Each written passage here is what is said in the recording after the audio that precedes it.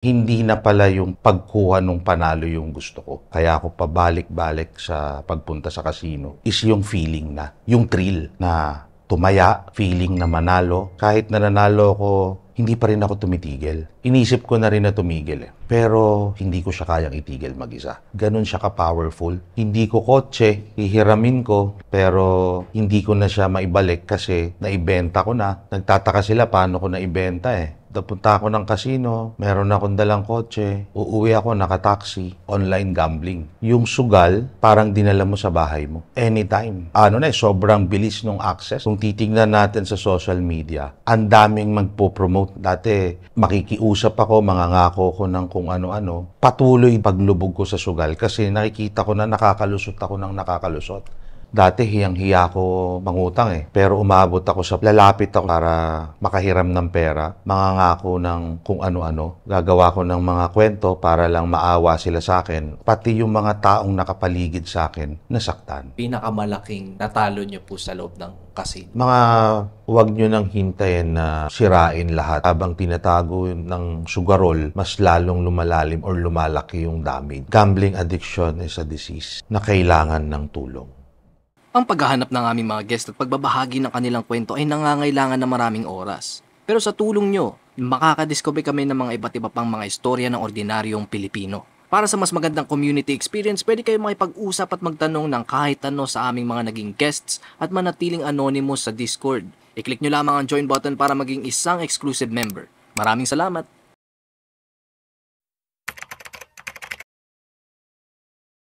Hi, I'm Jumir. I'm a recovering gambling addict. Ito na yung continuation nung first interview ko about my journey with gambling addiction. Paano nakatulong yung family ko sa pagbangon ko? Nakatulong yung family ko sa pagbangon ko nung nag-decide talaga sila na tulungan na ako na tigil na yung mga nangyayari sa akin. Nung binigyan na nila ako ng tough love.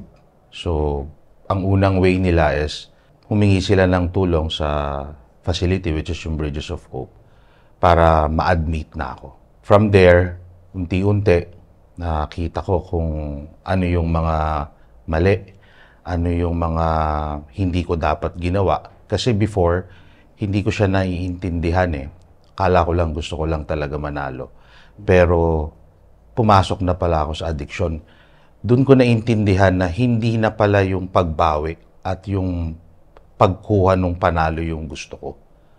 Ang gusto ko na pala, kaya ako pabalik-balik sa pagsusugal or pagpunta sa casino, is yung feeling na, yung thrill. Yung thrill na. Kaya doon ko na-realize, kahit nananalo ko, may time na nananalo ko, hindi pa rin ako tumitigil. Kasi ang hinahanap na pala ng katawan ko or ng utak ko is yung feeling na tumaya, feeling na manalo. So, that's a disease na pala. Yung meron ako is a disease na. So, doon nakatulong yung family ko nung nag-decide na talaga sila na i-cut na yung cycle na meron ako. Tingin niyo po ba kung hindi po kayo pinasok sa rehab facility po, sa Bridges of Hope, is kakayanin niyo pong itigil yung gambling ng sarili po ninyo or yung kahit yung family niyo lang po? Hindi. Kasi kilala ko yung sarili ko eh. May mga time before ako ipasok sa or i-admit sa isang facility, inisip ko na rin na tumigil eh. Ilang beses na rin ako kinausap ng family ko, nagmakaawa. And naintindihan ko yung pagmamakaawa nila eh. Pero hindi ko siya maitigil. Ganun siya ka-powerful, yung gambling addiction. Dun sa tanong kung kaya kong itigil, hindi talaga. Hindi ko siya kayang itigil mag-isa nang walang professional intervention. Sa tingin niyo po, marami po bang parang na-addict na sa gambling dito po sa Pilipinas po? Marami, lalo na ngayon because of online gambling. Isipin mo, yung sugal, parang dinala mo sa bahay mo. Anytime. Anytime pwede mo siyang gawin. Kaya mas marami ngayon na nalululong sa sugal. Even sa Senate nga, tinatakal na nila kasi problema na talaga eh. Kahit sino ngayon pwede na magsugal. Hindi mo na kailangan magbihes, hindi mo kailangan ng medyo malaking amount. Sobrang bilis ng access. accessible na lahat, mag-Gcash ka lang, 'di ba? Pwede ka nang maglaro ng sugal. Kaya mas marami ring nalululong ngayon kung titingnan natin sa social media, ang daming magpo-promote ng sugal. So, even yung mga bata, akala nila okay lang kasi nagkalat na yung promotion sa social media. Sobra talaga yung influence niyan kasi ang tao ngayon, karamihan, tumitingin na sa social media. So, imaginein mo kung mga kilalang tao pa yung nagpo-promote. Akala nila okay kasi ma-influence yung mga taong nagpo-promote nun. So, talagang susubok yung mga nanonood, especially yung mga bata. Speaking from your perspective po, no, na nanggaling na po sa ganun po yung sa gambling addiction po. Ano pong gusto nyo sanang sabihin sa mga tao na nagpo-promote po ng sugal? Be responsible. Yung pagpo-promote kasi siguro, I think, responsibility yun ng tao. Kung yung ipopromote ko, makakatulong ba to? Ano bang magiging epekto nito doon sa mga viewers ko? Hindi lang yung pang-sarili. I know, may mga talent fee siguro dyan na hindi nila matanggihan, pero yun lang yung sa akin sana maging responsible sila kasi naranasan ko na malulong sa sugal and hindi siya madali. Masakit siya, hindi lang yung para sa sarili ko, pati yung mga taong nakapaligid sa akin, nasaktan. So, be responsible lang sana. Pag-usapan po ulit natin yung sa family po ninyo po. No? Gaano po kahalaga na may family intervention para mapatigil ang isang tao sa pagsusugal po? Sobrang halaga kasi ang natutunan ko sa recovery, meron kaming tinatawag na 4 pillars. Parang table leg siya. Meron kaming 4 na pillars. First, si God, syempre. Naniniwala ako na hindi ko kayang baguhin yung sarili ko without yung divine intervention.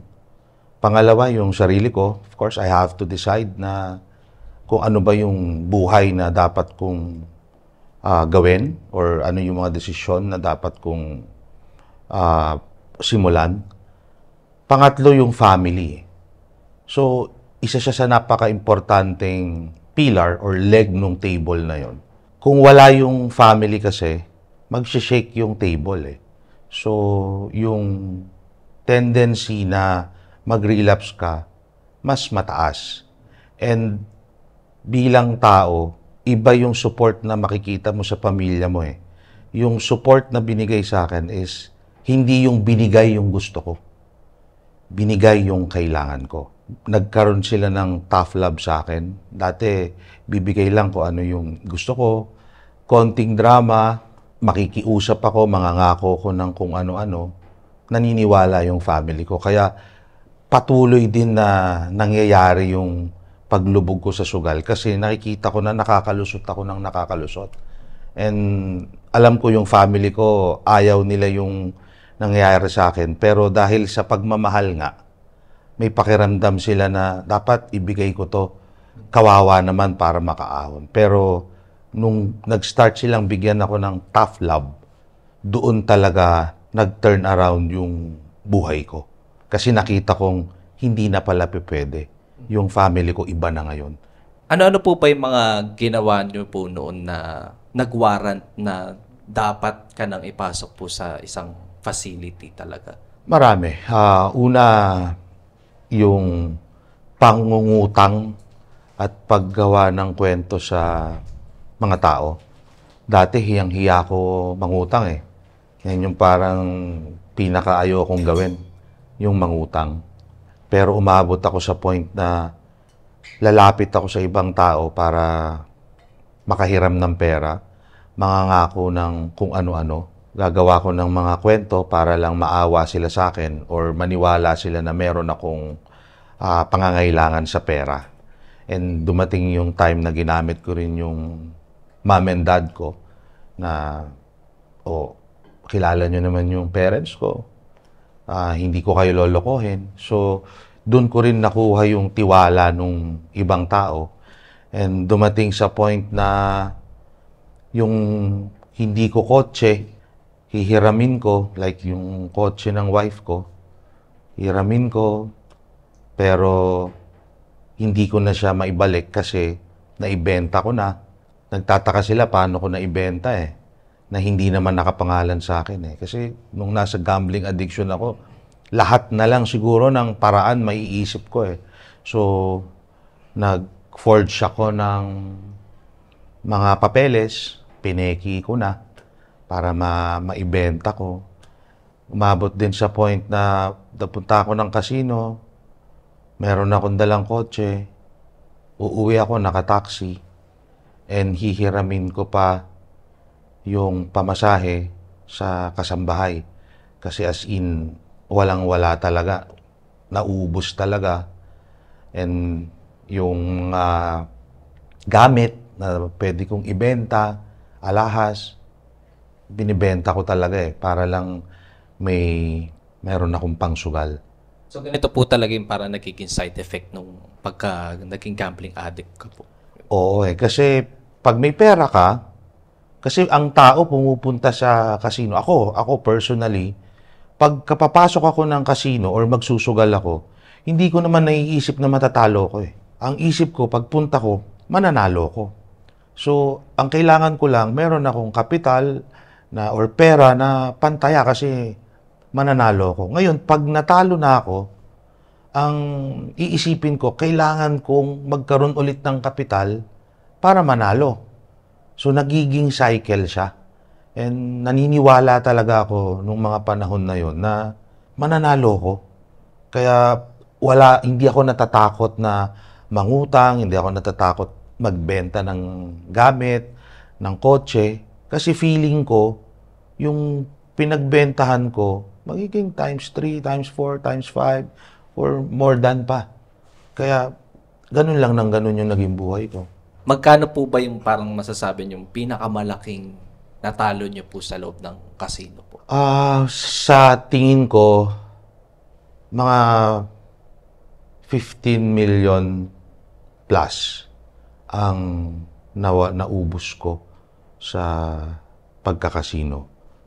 May mga kotse pa, merong mga gamit na nawala. So sa tingin ko, more or less ganun yung nawala sa akin during nung gambling addiction ko. Alam po ba ng family po ninyo na ganun na po kalaki yung nawala sa inyo po dahil sa pagsusugal? Yung total, hindi nila alam na ganun na kalaki. Pero may idea sila kasi yung mga perang hiniram ko sa kanila, yung nag-makeup story ako para, kunyari may business akong bubuksan, yun alam nila. Pero nung hindi na ako makahingi ng pera sa kanila, doon na, ibang tao na yung na-involve sa akin. Mga kaibigan ko na, katrabaho ko, classmate ko nung high school, na mga nagtiwala sa akin, lahat yon na nadamay ko. Nalaman lang nila yung total na kung gaano nakalaki yung damage nung pagsusugal ko nung pinasok na ako sa loob ng Bridges of Hope. Kasi hindi na ako makita ng mga kausap ko So, ang ginawa nila, pumunta na sila sa bahay ng parents ko. That's the time nalaman ng parents ko na ganun nakalaki yung damage ng pagsusugal. Ngayong naka-recover na po kayo, ano pong feeling nyo or reaction nyo na ganun na pala kalala, ganun na pala kalaki yung mga nagastos ko, ang dami kong nawalang kotse, mga ganun po, ari-arian, mga ganun?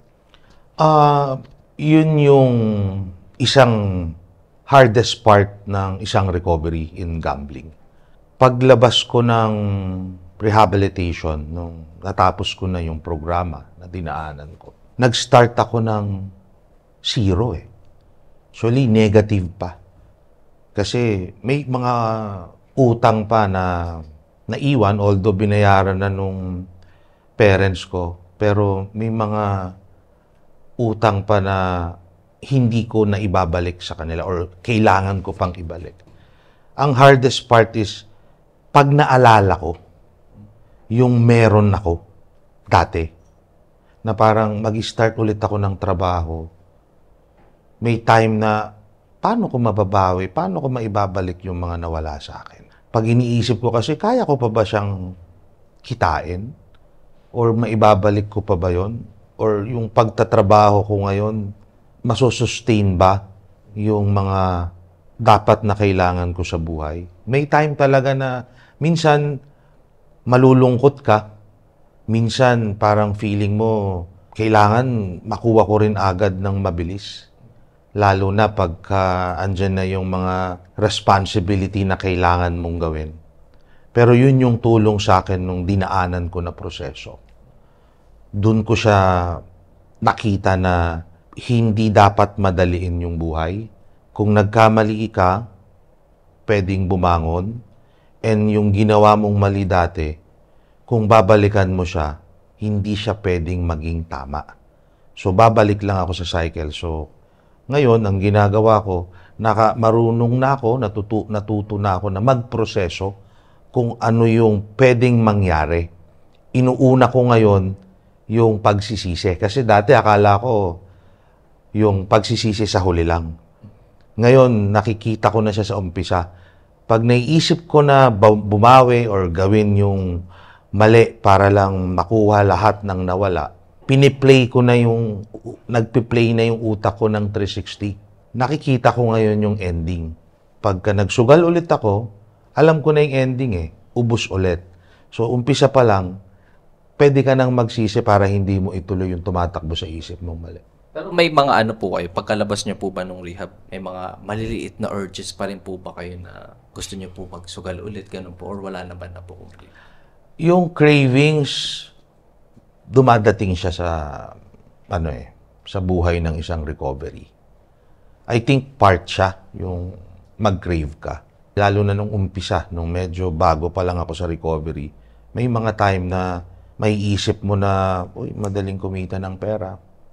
Lalo na nga, yun nga, pagka meron ng mga problema na about sa pera, pumapasok siya na, kaya ako, isang beses lang, para lang masolusyonan yung problema ko. Pero dahil nga natuto na akong magproseso, naituro sa akin yung tamang mga paraan na gawin pag may cravings, hindi na ako natutuloy doon. Ayan po, ano po ba yung mga naging parang coping or strategies po ninyo para mapigilan po? Alam niyo po yun, hindi po bumalik sa pagsusugal. Ano po yung mga naging strategy po ninyo? Una, maayos na yung nagkaroon na ako ng structure. And ina-apply ko talaga yung, bit-bit ko lagi yung 4 pillars ko. Yung relationship with God. Chine-check ko yung sarili ko kung meron bang mabigat or meron akong emosyon na dala-dala, meron ba ako naiisip. Ngayon, pag meron akong ganun, ini-express ko na siya. Sinasabi ko sa family ko, sinasabi ko sa family ko sa Bridges of Hope, lalo na sa wife ko. Sa kanya ko na sinasabi na eto yung feeling ko, kasi doon ko natutunan yung emotion, dyan nag-start bago ka mag-create ng isang action. And of course, yung feelings don't think talaga Pag yung emotion mo, lalo na ako, yung emotion ko na express ko, na nababawasan yung dala-dala ko. So, hindi ako umaabot dun sa magkaroon ako ng physical relapse or engagement doon sa naiisip kong mali. At tanong ko lang po, nung during recovery po, ano po ba yung pinakamahirap na hamon sa pagpigil po na bumalik sa pagsusugal? Pinakamahirap na hamon yung pagka naaalala ko yung mga nawala sa akin. Sisisihin ko yung sarili ko. May time na parang ayaw mo nang ituloy yung buhay kasi feeling mo wala na, hindi mo na siya kayang ibalik. Pagka may naniningil na utang, pagka merong argument sa family, kasi I think part yun na pagka naalala ng pamilya mo, may time na maisusumbat nila sa'yo na ganyan ka dati, kung di dahil sa ginawa mo. May mga time na yun yung nagiging trigger na magsugal na lang kaya ulit ako. Pero because of the process na dinaanan ko, hindi na ako umaabot sa punto na mag-physical relapse. So, I think ang pinakamahirap sa part ng recovery sa pagsusugal is pag naalala mo yung mga nawala sa'yo. May time na magsi-self-pity ka. Ano pong payo niyo po sa mga kapwa niyo po na nahihirapan sa sugal ngayon? Seek help. Hingi na ng tulong. Huwag nyo nang hintayin na sirain lahat ng sugal yung meron kayo. Habang ang tao tumatagal sa sugal, parang sugat yan eh. Mas palalim siya ng palalim, palaki siya ng palaki. So, ang talagang gusto kong i-advise is humingi na kayo ng tulong. Maging totoo kayo sa pamilya nyo na kung ano yung sitwasyon na dinadaanan nyo. Huwag nyong itago kung ano yung mga nangyayari ngayon. Kasi habang tinatago ng sugarol yung sitwasyon niya, mas lalong lumalalim or lumalaki yung damage. Ano-ano po ba yung mga symptoms na parang start na dapat mag-seek na sila ng help po? Una, yung pag alam mo kung nagsisinungaling ka na eh. Alam mo kung yung mga sinasabi mo sa family mo or sa mga tao, alam mo yun na hindi na totoo eh. Yun yung unang-una. Pangalawa, yung responsibilidad mo bilang tao, nagagawa mo pa ba? Bilang tatay, nagiging tatay ka pa ba? Bilang anak, nagiging anak ka pa? Bilang nanay, bilang asawa, nagiging asawa ka pa ba? Or even kapatid. So, and yung mga hindi dapat na ginagastos na yung para sa isang bagay, or for example, pang tuition na ng anak mo, is isusugal mo na. Ibig sabihin nun, hindi na siya distorted na yung way of thinking nung tao. And kung nakaranas na ng talo, and yet, bumabalik-balik ka pa rin, that's the time na humingi ka na ng tulong. Ano po yung gusto nyong maintindihan ng pamilya ng isang gambling addict? Para sa mga pamilya na may family member na nag-struggle ngayon ng gambling addiction, una, dapat matanggap po ng family na gambling addiction is a disease. Sakit siya na kailangan ng tulong. Kailangan ng treatment. Ang pag nalulung ka kasi sa sugal, hindi siya yung basta bisyo lang. Hindi lang siya yung basta bisyo. It's a disease na kung hindi siya makakakuha or hindi siya mabibigyan ng tamang tulong, lalala yung disease na yun. Lalala yung sakit na meron yung tao na yun. So, yun yung una, ma-accept ng family para matanggap nila na kailangan nilang tulungan yung tao na or yung family member nila na nalululong sa sugal. And pumunta sila doon sa mga institution na siguradong may binibigay na tamang programa or proseso para sa mga ganong klaseng sitwasyon or yung mga may addiction na disease. Hanggang ngayon po ba dito sa Pilipinas, marami pa rin po bang tao na parang ang iniisip sa pagsusugal, hindi naman siya addiction? Marami pa rin. Like sa facility namin, may mga nag-i-inquire, may mga pumupuntang family na hindi nila tanggap na addiction na yung nangyayari. Meron silang feeling na nagkamali lang, which is totoo, nagkamali. Pero dapat matanggap talaga ng lipunan ng mga pamilya or community na gambling addiction is a disease talaga.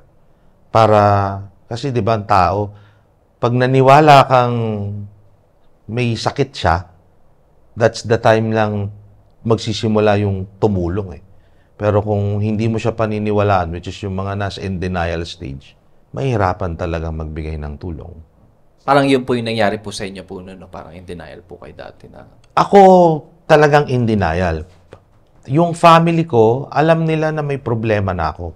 Pero nandun sila sa point na kaya pang makuha sa usap, sa pakiusap, sa paliwanag, hindi nila alam na meron na akong disease na chronic. So, nung natanggap nila na meron akong chronic disease, that's the time nagsimula yung recovery ko. Ayun po. Paano po binago ng recovery ang buhay niyo po ngayon? 360 talaga, baka 720 pa nga o 1,040. Talagang binago niya. Doon ko kasi nakita ulit yung totoong buhay. Doon ko nakita yung realidad na ano yung dapat kong harapin. Kasi nabulag talaga ako doon sa gambling eh. Nabigyan ako ng false hope eh. Na pwedeng mangyari ng instant lahat ng gusto mo. Pero yung recovery, binalik niya sa akin yung realidad, binalik niya yung pag-asa, binalik niya yung dating ako. Actually, parang hindi binalik. Mas binago niya yung dating ako. And doon ko nakita yung purpose ko talaga nung pumasok na ako sa recovery phase ng buhay ko. Marami akong na-realize, marami akong pinapasalamatan. Doon ko lang nakita ulit yung mga blessing na meron ako na before hindi ko siya napapansin. Ang tingin ko kulang laging kulang. Ano pong mensahe niyo po sa mga tao ulit?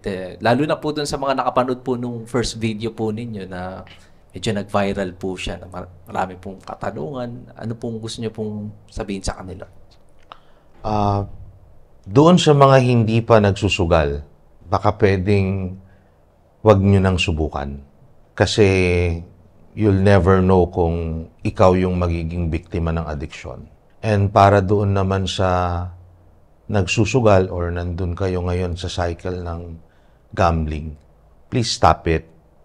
Kasi it will destroy kung ano talaga yung meron kayo. And doon sa mga pamilya na may kapamilya na nakikita nyong nag-struggle na sa gambling, tulungan na po natin sila. Bigyan na po natin sila ng professional intervention para ma-break yung cycle ng gambling addiction. Kasi alam ko yung feeling ng nasa isang gambling cycle eh. And alam ko rin yung feeling ng family kasi nakita ko yung family ko. And don't give up your loved ones na nalululong sa sugal. Ang kailangan nila ngayon is yung support na galing sa pamilya. Yung real support talaga. Bigyan natin sila ng real help.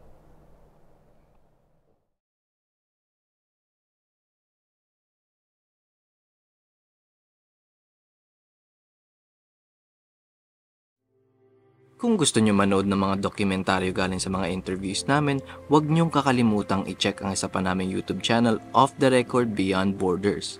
I-click nyo lang ang link sa description. Maraming salamat!